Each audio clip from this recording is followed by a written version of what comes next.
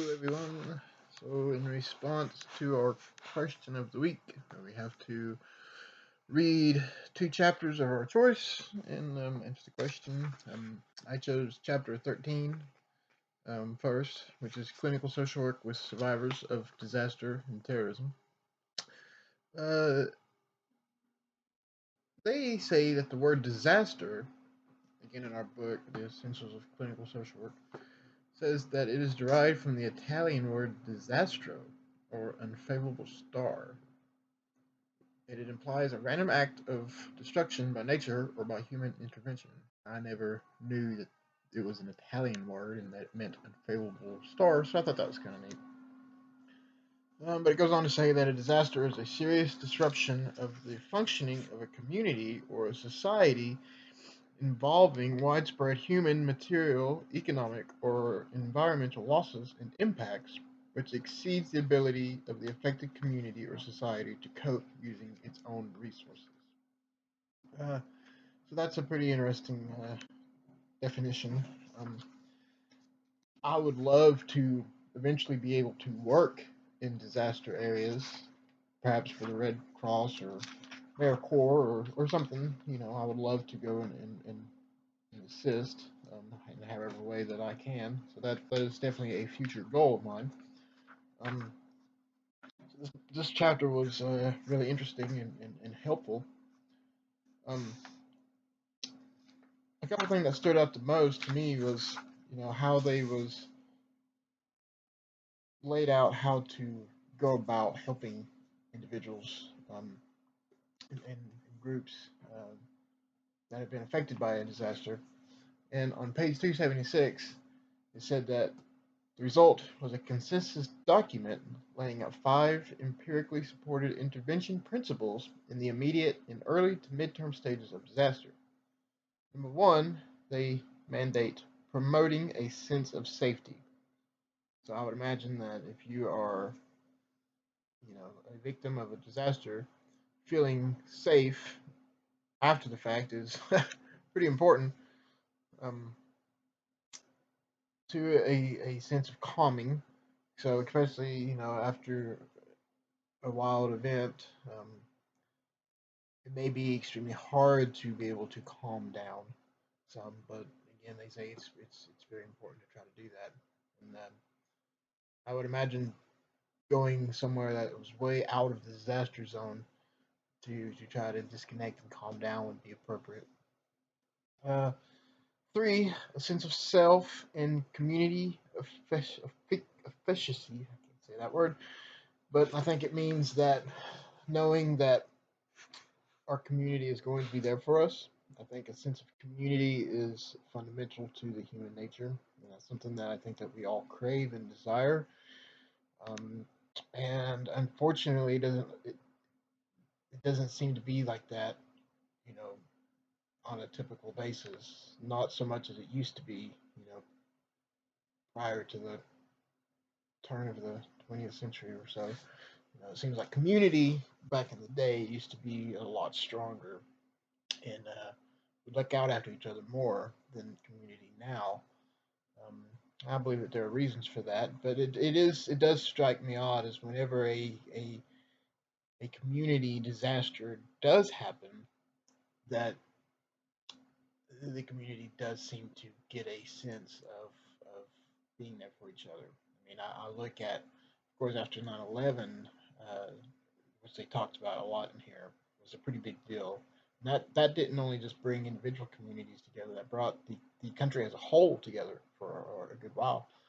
And I can think of another local community disaster here where I live, in this area. It happened about, I guess, almost 13 years ago now, 12 years ago, was a major storm system came through with a few tornadoes and completely just wiped out one of our local towns. And everybody gathered together for that. And I hate that it takes such a major disasters to bring people together. But I guess that's just the nature of it. And I fear um, that it's going to get worse in the coming years. That we are going to have to learn to be a community again. So I think that that is a very important thing. And number four, it says a sense of connectedness, which again I believe is tied back to our families, and our friends and community at large, and hope. Hope that we are going to overcome this disaster and that it will not define us. You know, in the coming years, it could take a long time to overcome the the stuff that happens to us in a disaster. You know, because it's very traumatic, especially if you lose loved ones. I can't even imagine. It talks a lot about it here. It paints a pretty good picture of um, of what it's like to lose a loved one in a natural disaster, and that would be just intense. That would be more than it said also that more than the mind can understand, and I it's more than I can understand. So I think that it is just vital to to put these things into practice and to learn about them, especially for somebody like me who does want to go in and work in disasters. Now, I don't know if I really want to work with.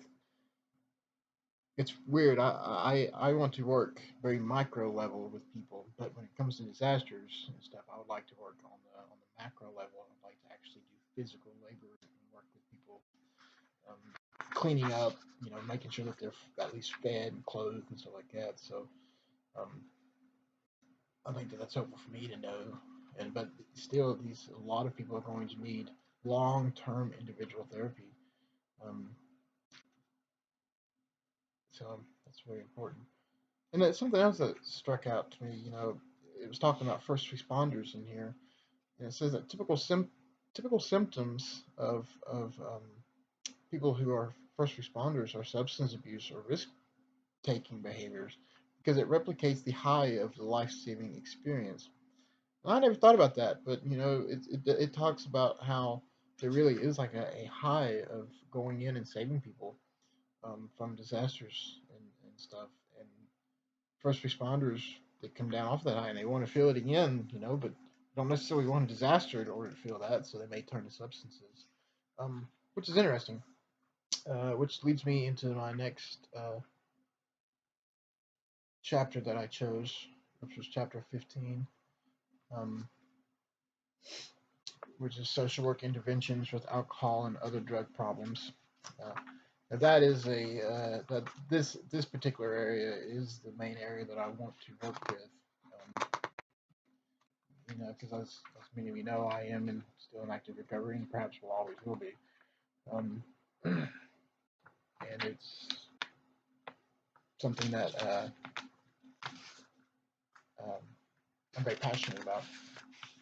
So I learned a lot in this particular chapter.